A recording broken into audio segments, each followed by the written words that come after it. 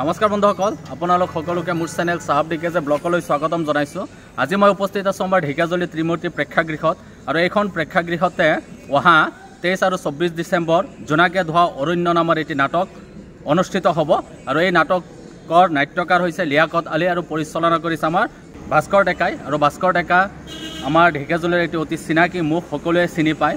তো আমাৰ ঢেকিয়াজুলিৰ এজন যুৱকে এই প্ৰচেষ্টা হাতত লৈছে। অহা 23 আৰু 24 ডিচেম্বৰ আপোনালোকে দলে বলে আহিব আৰু এই নাটকখন উপভোগ কৰিব। এটি আটক ধুনীয়া নাটক হয় আৰু আজি ৰিহাৰ্চল চলি আছে, ইয়াৰো মই কিছু ক্লিপ আপোনালোকক দেখাম।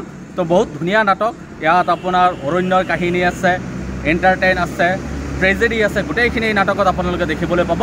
চ' সকলোৱে আহিব আৰু দলে বলে এই নাটকটো উপভোগ কৰিব। বন্ধুসকল মনত ৰাখিব, অহা 23 আৰু 24 ডিচেম্বৰ ঢেকিয়াজুলি ত্ৰিমূৰ্তি প্ৰেক্ষাগৃহত আটক ধুনীয়া নাটকটো অনুষ্ঠিত হ'ব। চ' সকলোৱে আহিব, দলে বলে আহি পেলাই এই নাটকখন উপভোগ কৰিব। এতিয়া বলক আমি ভিতৰলৈ সোমাই যাওঁ। ভিতৰত নাটকৰ ৰিহাৰ্চল চলি আছে, তো অলপ ক্লিপ আপোনালোকক দেখাম।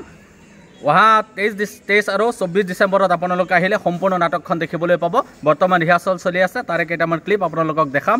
আৰু ইয়াৰ পৰিচালনা কৰা আমাৰ ভাস্কৰ দা, তেখেতো আছে ভিতৰত, তেখেতৰ লগতো কথা পাতিম। কলা কৌশলীসকলো আছে, তেওঁলোকে ৰিহাৰ্চল কৰি আছে, তেওঁলোকৰো মনৰ ভাৱ জানিম। তো বলক ভিতৰলৈ সোমাই যাওঁ।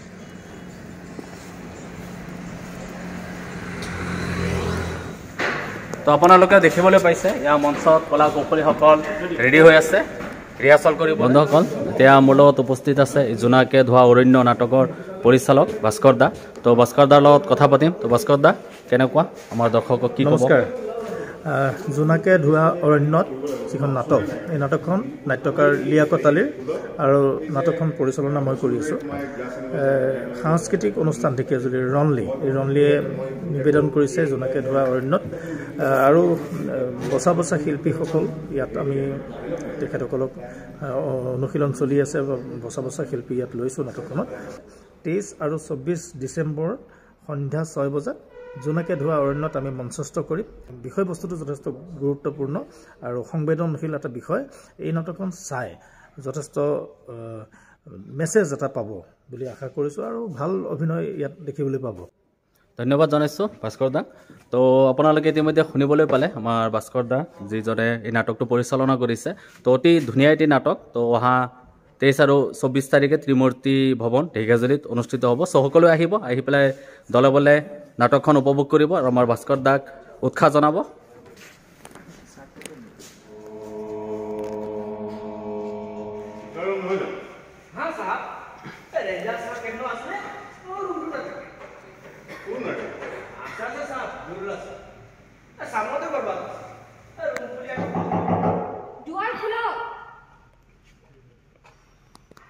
নমস্কাৰ, মই ৰঞ্জুল বৰুৱা।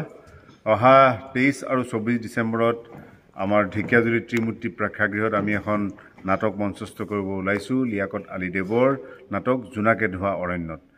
নাটখনি পৰিচালনা কৰিছে ভাস্কৰ ডেকাই। গতিকে মই সমূহ নাট্যপ্ৰেমী ৰাইজক, ঢেকিয়াজুলিবাসী ৰাইজক অনুৰোধ জনাইছোঁ, আহক আমাৰ নাটকখনি উপভোগ কৰক আৰু আমাক উৎসাহ দিয়ক। ধন্যবাদ। বন্ধুজনে কৈছিল অৰণ্যৰ কিছুমান নিজস্ব নিয়ম থাকে, আইন কানুন থাকে, তাক সন্মান কৰি চলি গ'লে এক্সিডেণ্টৰ কোনো ভয় নাথাকে। বাপৰে বাপ, অৰণ্যলৈ আহি দেখিছোঁ আপুনি অৰণ্যৰ গোটেই কথাই শিকি পেলালে। যি অলপ শিকিলোঁ তেওঁৰ পৰা। আজি 4 দিনা আমি মানাহত ঘূৰিলোঁ। আজি ডিউটি থকাৰ কাৰণে লগ দিব মোক নমাই দিয়ে দিছে। তো বন্ধুসকল মোৰ লগত উপস্থিত আছে ৰনলি সাংস্কৃতিক গোষ্ঠীৰ সঞ্চালিকা বাইদেউ, তেখেতৰ লগত অলপ কথা পাতিম, তেখেতে কি কয়। বাইদেউ নমস্কাৰ, মই লিমা কৃষ্ণা বৰা। আমাৰ ৰনলিৰ তৰফৰ পৰা অহা 23 আৰু 24 তাৰিখে ত্ৰিমূৰ্তি ভৱন প্ৰেক্ষাগৃহত আমি এইবাৰ ৰাতি প্ৰডাকশ্যন লৈছোঁ। আমাৰ নিবেদন হ'ব লিয়াকত আলী দেৱৰ এখন খুবেই জনপ্ৰিয় নাটক জোনাকে ধোৱা অৰণ্যত। নাটকখনি আমি মঞ্চস্থ কৰিবলৈ আগবাঢ়িছোঁ। আমাৰ প্ৰডাকশ্যনৰ 3য় প্ৰডাকশ্যন হ'ব আচলতে আমাৰ এখন। আফটাৰ ৰেজিষ্ট্ৰেশ্যন আমাৰ এখন ফাৰ্ষ্ট প্ৰডাকশ্যন।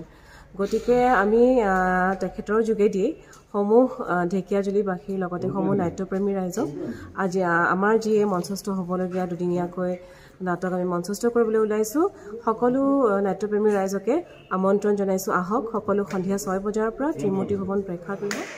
অনুগ্ৰহ কৰি মোক ডিষ্টাৰ্ব নকৰিব, যি কৈছোঁ তাকে কৰক। বেলেগ মই কৈছোঁ মই ইয়াৰ পৰা নাযাওঁ মানে নাযাওঁ